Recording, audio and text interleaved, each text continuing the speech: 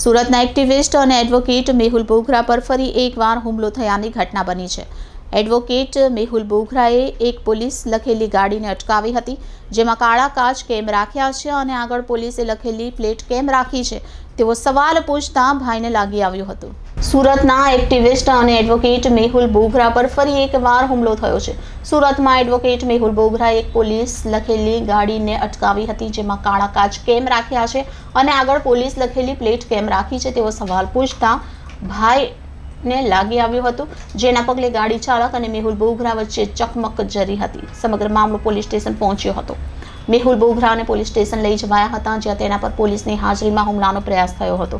ગાડીમાં number plate પણ નહોતી અને કાળા કાચ રાખ્યા હતા। સમગ્ર મામલો હાલ હાઈ પ્રોફાઇલ બન્યો છે। મેહુલ બોગરા પર હુમલાની ઘટનાથી પોલીસ સ્ટેશન લઈ જવાયા હતા, જ્યાં સેંકડો લોકોના ટોળે એકત્ર થયા હતા।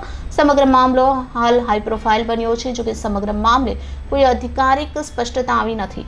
હાલ ગુજરાતમાં આ મામલે સ્પષ્ટતાની રાહ જોવાઈ રહી છે, જેથી કોઈ પણ મામલાની પુષ્ટિ અમે કરતા નથી।